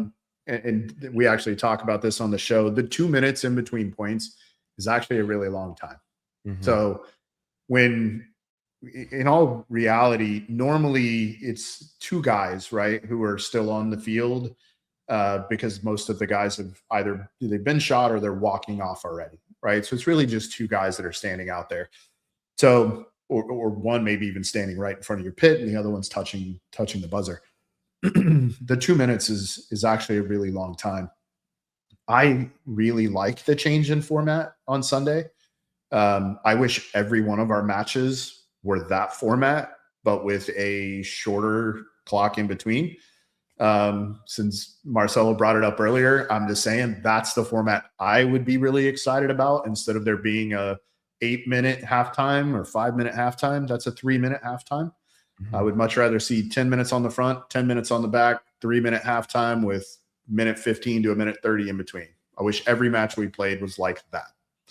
I agree. Because to me, that's like a real game, right? Yeah. From a coaching perspective, it also allows us to create some very unique and different adjustments like we used to. You know, when we played 2 halves of paintball back in the day, and there was some nuances to because we didn't switch sides every point, you switch sides at the half. I would go into every match with literally 2 different game plans. Like we would have a game plan that we're going to play from one side of the field, and then I would completely flip the script when we got to the other side.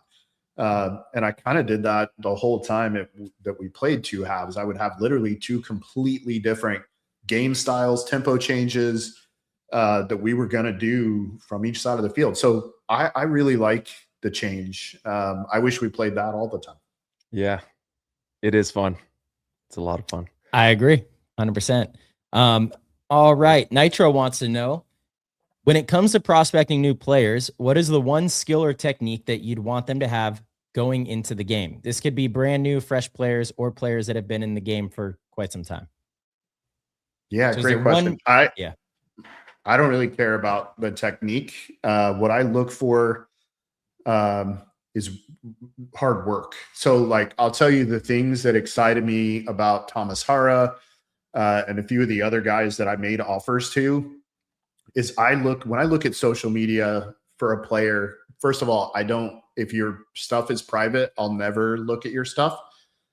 So please, if you are over the age of 18, stop being a child and make it public so people can see whether or not you're working or not. Yeah. Drives me nuts. Yeah.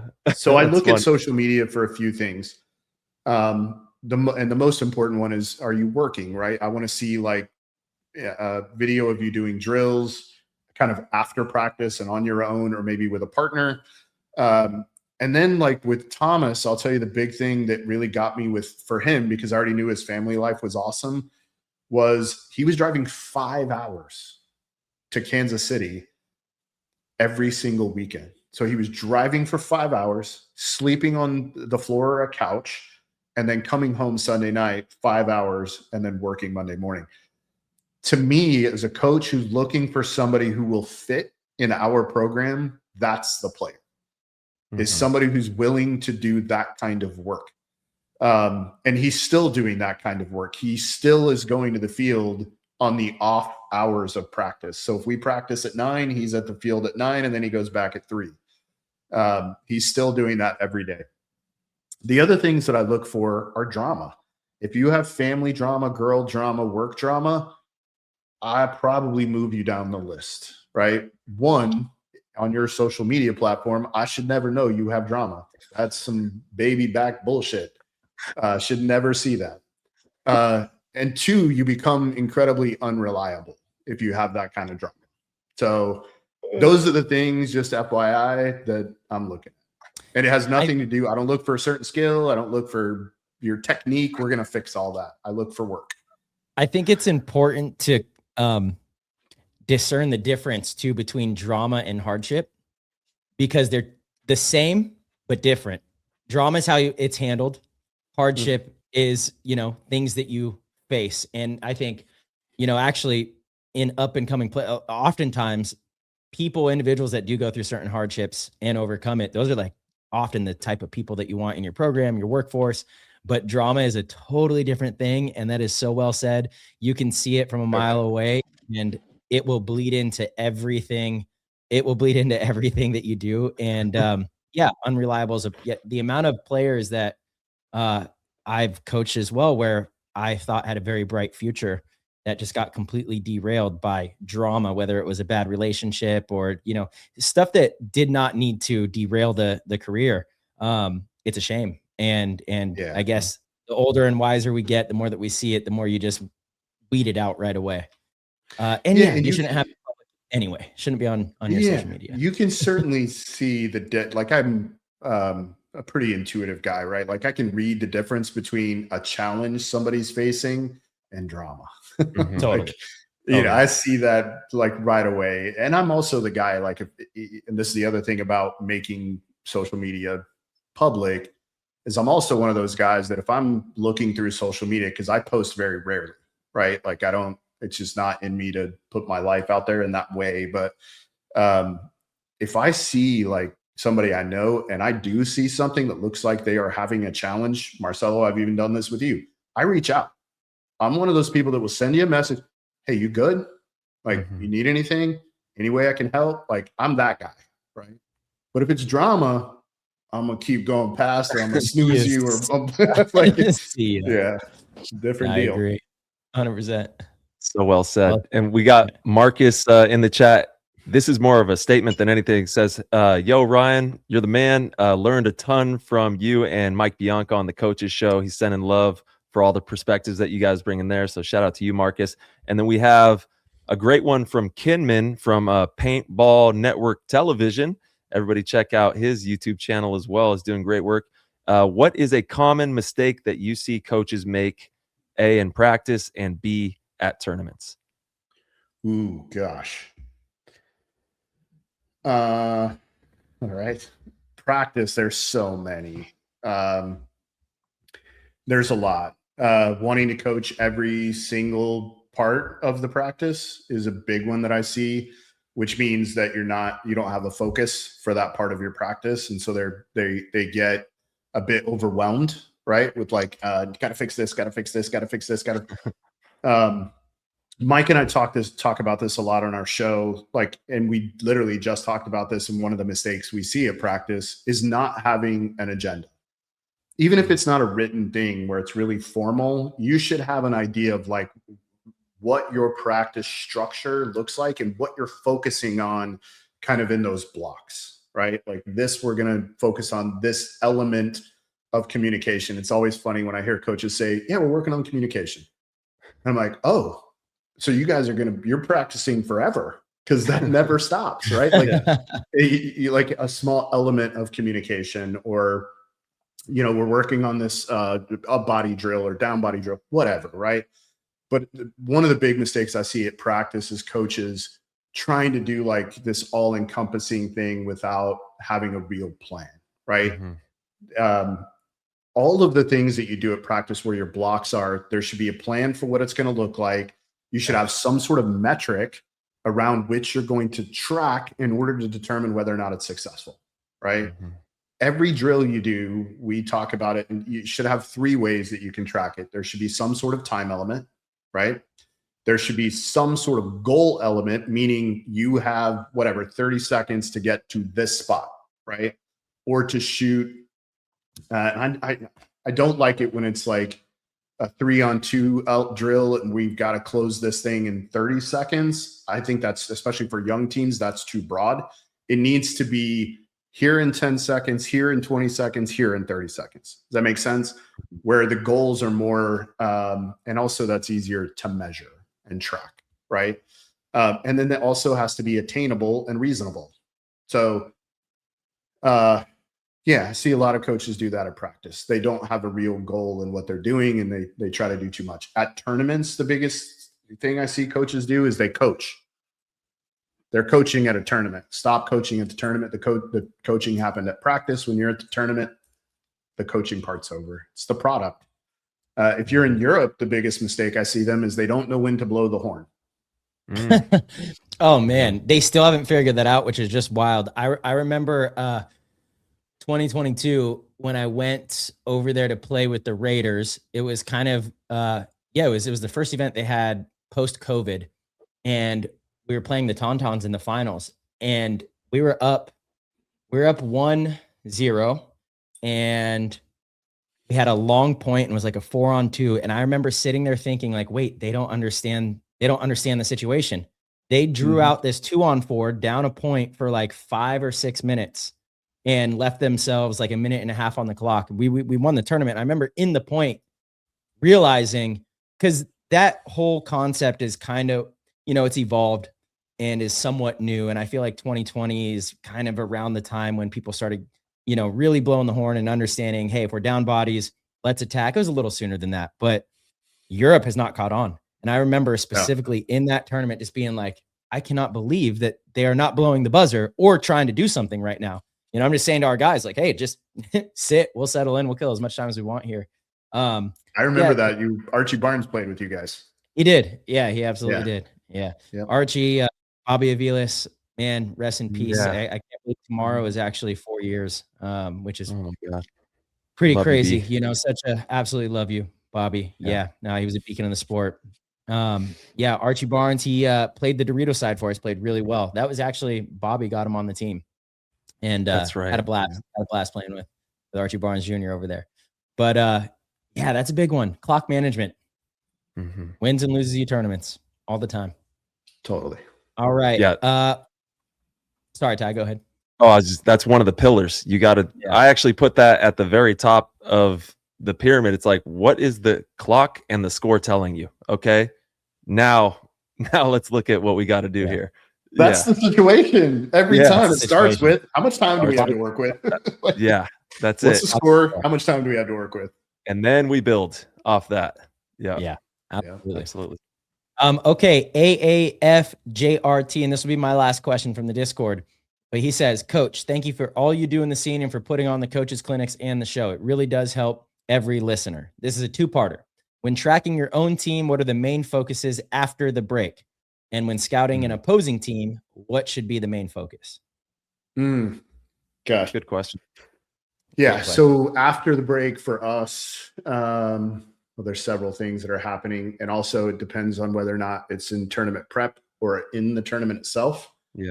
What I'm tracking, because there's 3 different data sets I'm keeping for pre-tournament than I am keeping at tournament. So at the tournament, I'm tracking, we have a risk reward metric we keep. I'll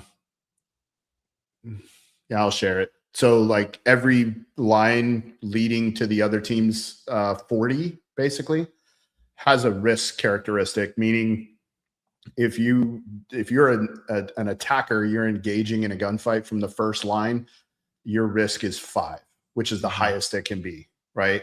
If you're in that same gunfight, fourth in the second line, it's a 4, so on and so forth. Once you get to the other team's side of the field, you either eliminate somebody or you spend a certain amount of time alive on their side of the field, and the time is dictated based on the layout. So for example, in the last one, it was like 20 seconds, right? If Pasha got to your third Dorito and he was alive there for 20 seconds, his 0 risk, right? I'm struggling to understand. It seems like that would be the most risk because not for us, right? Because the things that can happen throughout the rest of the team because Pasha is there means it's way crazy. Yeah. So what we're trying to instill in our guys is stopping at the 50. When you have opportunities to be on the other team's side of the field, your presence there sometimes is more important than the one kill you may get from the 50-yard line. That's right. If you have an opportunity to go to their side and occupy space, in especially known space, if they know you're there, and it creates multiple opportunities for the middle guy, for the second attacker on the Dorito side, first attacker on the. So it's not about survival risk. It's like risk to the overall success of the team. Got it. Yeah, correct. That makes sense. Yeah. So each player gets a score right? And then the team gets a score. And there is a KPI there that we want to be at, where we know if we're here, we're going to find a lot of success. And you know this for sure, Marcelo, because you guys drug us in to your style of gameplay in Dover, right? You forced us into longer points, gunfights from the first, second, and third line. We're not going to be as good in those situations. We're much better, as you guys know, up tempo, playing fast. We had some clock management at the last one. Totally, right? So we had some clock management issues there, which we've now worked out, and I get to be responsible for the clock, which I'm super excited about. Nice. Because you guys shot 2 edge guys in a critical point off the break that we let go like almost 4 minutes. And I'm like, what are we doing? Like, Justin stuck in that can in the middle. Like, we should be blowing the horn 30 seconds after that point started. As soon as we realized he can't get out, let's blow it. Let's reset, right? Anyway, yeah, no, there's so many nuances to the game in that regard. And yes, I love what you said about the pressure as well. When we talked about top of the pyramid is the game clock and the score. Well, another major component of the game obviously is angles and pressure, and what it does to the characteristics of the game play and the opportunities it provides to the players around you just by holding space in certain situations, or lack of space, making us have to choose different alternative routes, like you're talking about, blowing the buzzer a little bit sooner, and really understanding the way that the pressure and the angles are playing out there. Yep. Yeah. And then I track players taking key bunkers in a certain time element. Again, that's layout dependent. So that time element it changes based on the way we're going to attack the field. So it could be one time element for the center of the field, one time element for the Dorito side, and a completely different time element for the Snake side, just depending on how the breakdown is going to occur. And then I track, obviously, who lives at the end of the point. That's it. Yeah, I love it. Those are the 3 things after the break. And then for the other team, oh my God, there's so many things. But the things I'm really there's so many, right? But the things I'm looking for, usually, like in my tracking data now, I write everybody's player number in the space that they're going to and which way they're shooting off the break, is really about finding combinations of players that are doing certain things, right? Like, for example, if Mouse and Keith both walk onto the field at the same time, what is this scenario, the different scenarios where Keith may go first or where Mouse may go first? Because you want to know that. They both have kind of a different style in which they play the Snake, and you want to know which one of them's in front of you. Yeah, there's so much to track, and once again, each individual has its own style and cadence to the way that they play a position. So whenever you're out there and you're playing events, if you get an opportunity, you really need to study your opponent. And this is for all, divisional or any division, whatever you play. Really look at the nuances of what you're going to be walking into, and the type of cadence that they're trying to bring to the field. And then you're able to, make good decisions off of that and share good information with your team with just these little nuanced variables from each aspect of the field as well. You got to look at the Snake player, the Dorito player, what kind of cadences they're bringing, and then approach how you think you can win the game the best out there. But that's what makes it so much fun. It's like a riddle, it's a puzzle, all these different things that we get to try to solve, and we're all shooting paint at each other and trying to win the tournament. It's a good time. Yeah. And I would challenge too, like if you're not in high ranking D2 or semi-pro, if you will do all of the things, like you will do all of the work, it shouldn't matter what the guy in front of you does. Like, until you get to a certain level, like, I think, and we're bad about this, I think, a lot of times as coaches and content creators. We put all this great information out there that it's like, you guys shouldn't be doing, they're just not there yet. Does that make sense? Like, I think we put out a lot of great stuff, and I'm like, man, we need to pull back a little bit and remember that the majority of our audience isn't even processing that. Like, if you guys will just like find the 3 plays on a layout that work kick ass for you, and run the wheels off of those things. And if So you true. do that, if you do that, you're going to have a lot more success than if you spend 2 hours watching your opponents play and trying to figure out what they're doing. No, thank you for clarifying that, because you're exactly right. And you can use some of the tactics, but for the most part, just keep it really simple and look inside maybe 10% of the time, be outside on the wires 90% of the time. Yeah. And then, take your little bites, check off the middle, make sure nobody's setting a trap on you, and go to work and just go play simple paintball. Yes. Yep. Yeah. That's the key That to other stuff will success. come later. For sure. Yeah, because as we progress into the pro circuit, what we play in, there are so many different layers you have to cut through when we're talking about defeating the best teams in the world, or those matchups that are happening. There's a lot of different just intricate details going on. And there's so many things you can do everything right and still lose. Like it happens all the time, right? Like I'll watch film and I'm like, that team did not make any mistakes. They just got they did everything right. They just got beat. Like it doesn't happen a lot, right? You can normally find the 1 or 2 moments where it's like, that was a mistake, and that might have been the one, right? Yeah. But you do watch film and you're like, damn, that team played great and they just got beat. They just got beat. It's a game. Absolutely. It's a game, man. Yeah. Totally. I love that, dude. Well, thank you, Ryan, so much for taking the time to be on the show with us, man. Everybody be sure to support Ryan, support Team USA. Go give the Coaches Show some love as well. And good luck to you and the squad as you guys take on the world out there. I'm rooting for you. Let's go. We're excited, man. Yeah, I'm really excited to spend a weekend with that fella there and all the Team USA folks. And Anthony and Lori are also 2 of my favorite people on planet Earth. So it's going to be a good weekend. Absolutely. Looking forward to it. Appreciate you, Ryan. Goats. Yeah, shout out to the GOAT squad. Shout Let's out go. to the Goats. Peace. Have a Peace. good night, guys. Yeah. All right, everybody. Thank you guys so much for tuning in and listening to the show. We appreciate your support more than you know. As you guys heard about midway through the episode, if you guys would like to support PTG in any way, you could head over to ptgpaintball.com. You could click the orange Patreon link and sign up at any level and get access to our Discord. The Discord is one of the most phenomenal communities in the game of paintball. We have so many different channels in there. It's great for learning. It's great for connecting, finding teams, selling equipment, whatever it is you want to do in there. We truly have it all. And we hope to see you in there. So again, head over to ptgpaintball.com, click the orange Patreon link, and we will see you in there.